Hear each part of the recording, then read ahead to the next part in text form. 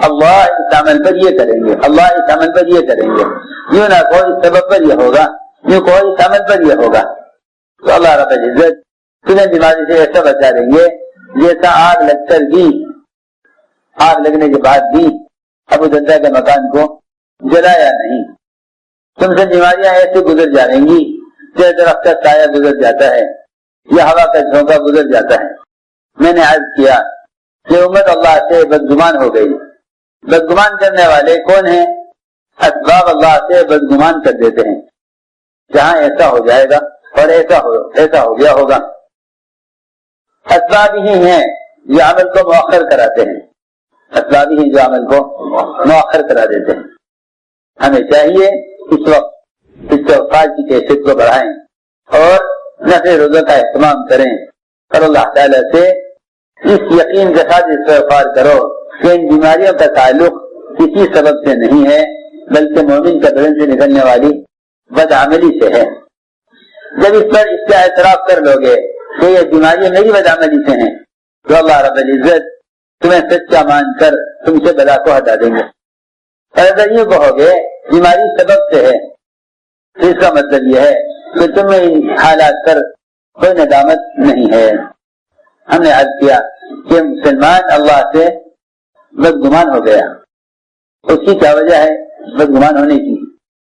اس کی وجہ یہ ہے کہ مسلمان نے کلمہ لا الہ الا اللہ اس کی دعوت سے لے کر پھرنا چھوڑ دیا، اس کی دعوت سے لے کر پھرنا چھوڑ دیا۔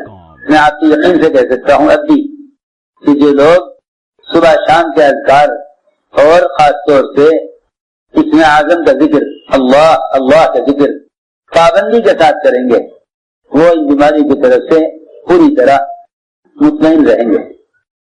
جن کا احترام نہیں کریں گے وہ ان بیماریوں سے مجبور لاچار اور انہیں کوئی حل کوئی راستہ نظر نہیں آئے گا۔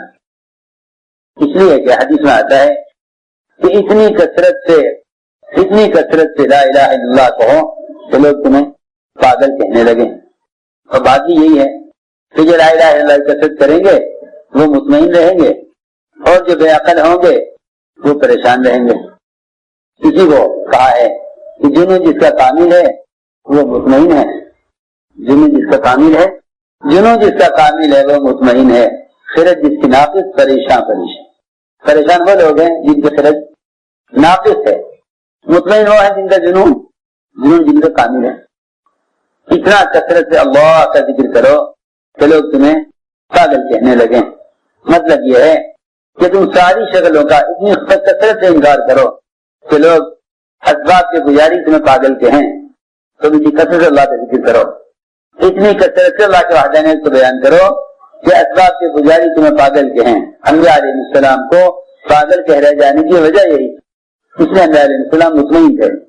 میں عرض کر رہا جنوں جس کا کامل ہے وہ مطمئن ہے، خرد جس کی ناقص پریشان۔ آج ان کی عقل ناقص ہے وہ پریشان ہے اور جن کا یقین کامل ہے وہ مطمئن ہے۔ بات یہ ہے کہ مسلمان نے کلمہ لا الہ الا اللہ اس کی دعوت کو لے کر پھرنا چھوڑ دیا، ورنہ جب تک صحابہ کلمے کی دعوت کو لے کر پھرتے تھے سارا باطل ان سے کانپتا تھا۔ باطل ہی کیا کانپتا تھا، ان کے در و دیوار، ان کے بالا خانے، ان کے قلعے صحابہ کرام کے کلمہ پڑھنے سے کانپتے تھے تو وہ خود کتنا کانپتے ہوں گے۔ اللہ کو بولا جانا ہی ختم ہو گیا، اس لیے اللہ کے غیر کا تعصب دلوں میں بیٹھا ہوا ہے۔ صحابہ کرام اس کلمے کو لے کر ہر ایک کی طرف گئے، کیا بادشاہ، کیا فقیر، کیا وزیر، کیا مالدار، کیا غربا، سب کی طرف۔ چنانچہ صحابہ کرام کے لا الہ الا اللہ اور اللہ اکبر اتنا کہہ دینے سے شاہ روم ہرقل کے در و دیوار اور اس کے بالا خانوں کا ہلنا، یہ اللہ نے دکھلایا کہ تم زبان سے کلمہ پڑھو گے تو تمہیں ہم دکھلائیں گے کہ ان کے بالا خانے تمہاری تکبیر سے کیسے ہلتے ہیں۔ لیکن اس زمانے میں کیونکہ مسلمان اس کلمے کو لے کر پھرتا نہیں، یہ مسلمان غیروں کی آواز سے کانپ رہا ہے۔ پہلے اغیار مسلمان کی آواز سے کانپتے تھے، اس زمانے کا مسلمانوں کے دل غیروں کی آواز سے کانپ رہے۔ اس زمانے کے اہل باطل کے محلات صحابہ کرام کے بولنے سے کانپتے تھے. سنو، فرماتے ہیں شامل العاص عمری کہ میں اور ایک آدمی ہم دونوں بھیجے گئے روم کے بادشاہ کو دعوت دینے کے لیے.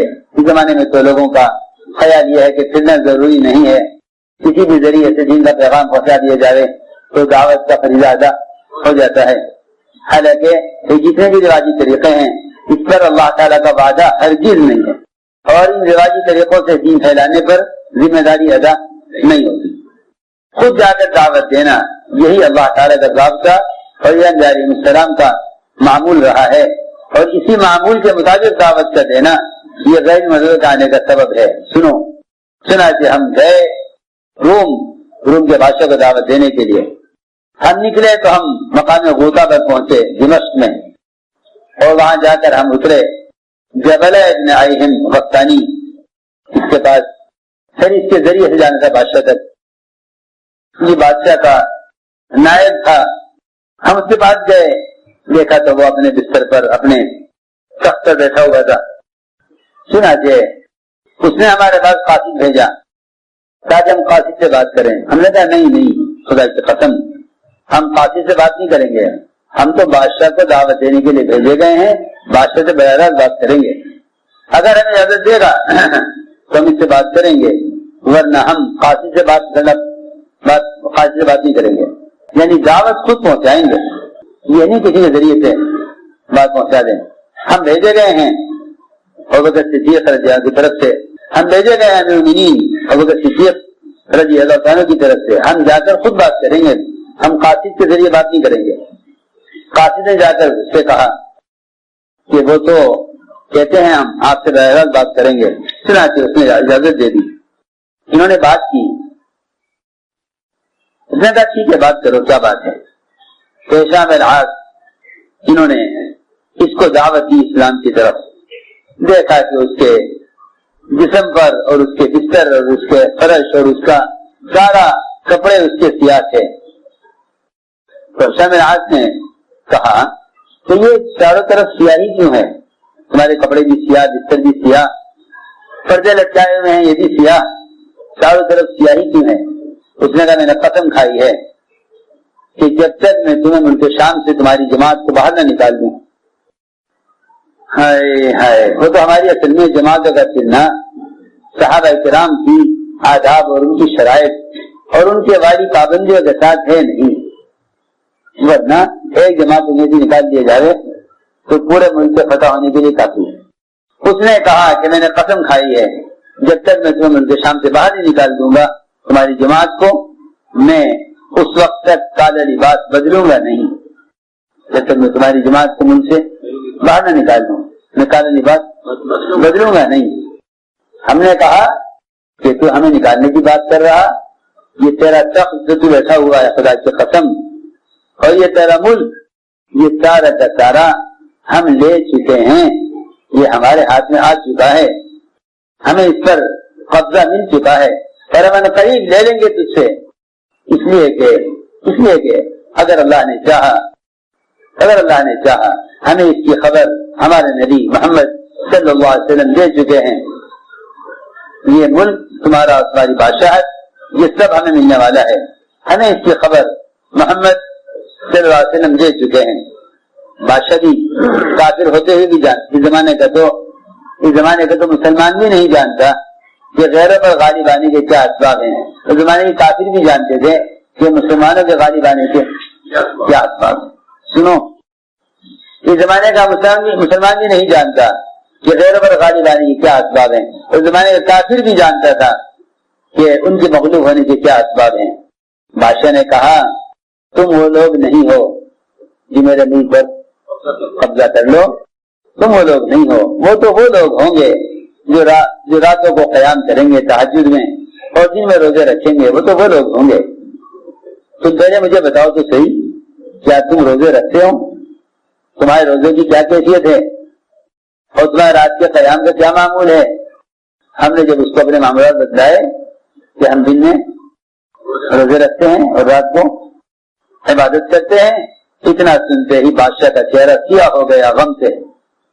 سمجھ گیا کہ یہ تو وہی لوگ ہیں جو میری بادشاہت پر قبضہ کر سکتے ہیں. اس نے کہا کہ چلو اٹھ جاؤ یہاں سے، ہمیں اپنی دربار کو اس نے بھیج دیا اور ہمارے ساتھ ایک قاصد کو ہمارے ساتھ لگا دیا اور ہمارے ساتھ قاصد کو کر کے اس نے کہا کہ جاؤ بڑے بادشاہ کے پاس، ہرقل کے پاس جاؤ، تم اس سے جا کر ہم ملاقات کر لو. چنانچہ ہم چلے بادشاہ کے نائب کے پاس کے قاصد کو ساتھ لے کر بڑے بادشاہ ہرقل کے پاس. ہم اس کے شہر کے قریب پہنچے، قلعے کے جو قلعہ تھا پورا شہر. تو جو قاصد ہمارے ساتھ آئے تھے اس نے کہا کہ دیکھیں جی تمہارے چٹو اور یہ گدھے اور یہ تمہارے اونٹ یہ تو بادشاہ کے شہر میں داخل نہیں ہو سکتے. ہم تمہیں یہاں کے قیمتی ترکی گھوڑے اور قیمتی خچر دیں گے، ان پر تم سوار ہو کر بادشاہ تک جا سکتے ہو. یہ تمہاری سواری بادشاہ کے شہر میں داخل نہیں ہو سکتی. بادشاہ کے شہر میں سب ترکی قیمتی گھوڑے چلتے ہیں. ہم نے کہا خدا کی قسم ہم تو اپنی ہی سواری پر جائیں گے بادشاہ کے پاس کو، ہم سواری نہیں بدلیں گے. اتنا رعب تھا صحابہ کی آواز میں، کیونکہ ان کے سچ بولنے کی وجہ سے فرشتے کی زبان پر